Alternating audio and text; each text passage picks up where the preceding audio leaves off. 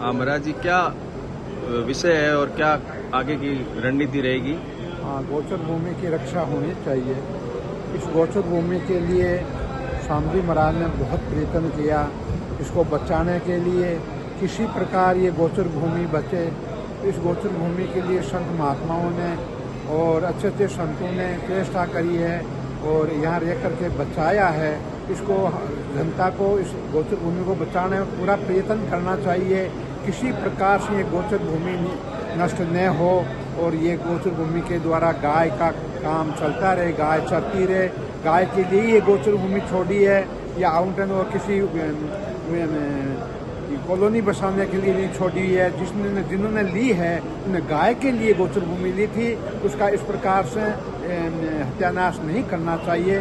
सावधानी पूर्वक जनता की आवाज़ सुननी चाहिए, सुनकर के फैसला लेना चाहिए, अपनी तरफ से फैसला नहीं लेना चाहिए। महाराज जी, कितनी तारीख को है, क्या है आगे? ये 19 तारीख को अपने विशेष ये आंदोलन रखा गया है। लगभग 11 बजे से अपना टाइम है। कलेक्टर ऑफिस के सामने सब गौ भक्त इकट्ठे होंगे, संत लोग इकट्ठे होंगे।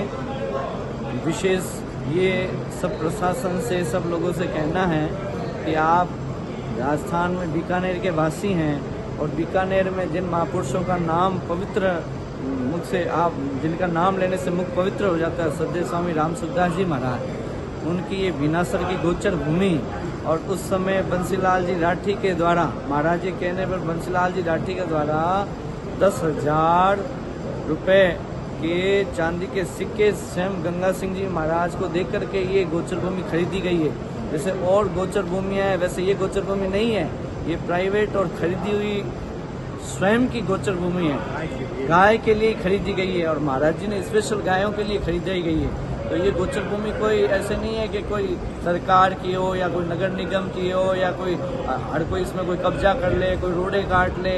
ये महाराजा गंगा सिंह जी से स्वयं श्रद्धेय स्वामी जी महाराज ने बंसीलाल राठी के द्वारा 10,000 उस समय 10,000 रुपए देकर के चांदी के सिक्कों द्वारा गंगा सिंह जी से मोहर लगा के खरीदी गई है।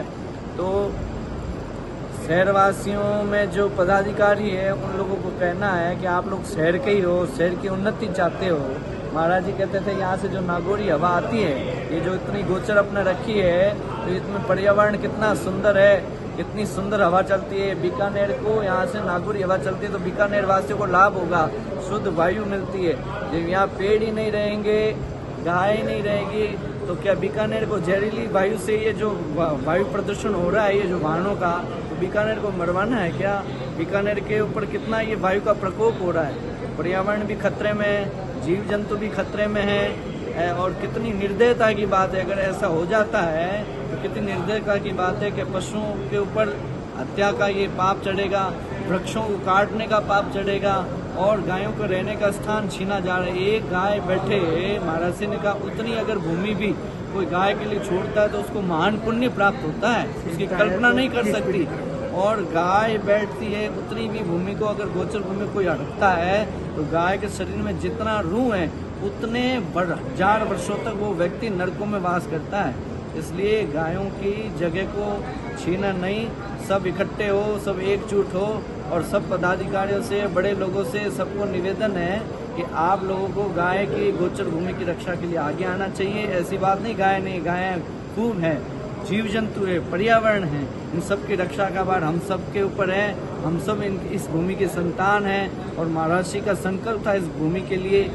महाराज जी ने हमेशा आज तक बने जब तक वो सत्संग कराते रहे तब तक गाय और गोचर के लिए, गीता के लिए उन्होंने जीवन अपना पूरा झोंक दिया। इसलिए अपने को विशेष तरह से सबको इकट्ठा होना है, सबको गौ भक्तों को इकट्ठा होना है, घर घर में बालकों को इकट्ठा करें, माताएं इकट्ठी हो। गाय का जो दूध पीते हैं, जो गाय को माता मानते हैं, जो गाय को आदर्श मानते हैं, उन सबको खड़ा होना चाहिए। भारत में जिन्होंने जन्म लिया है उन सबको गाय के लिए इकट्ठा होना चाहिए और पूरी तरह से प्रयत्न करके अपने गाय के लिए प्रयास करें कि गाय की भूमि बची रहे, आगे तक बची रहे। नारायण नारायण।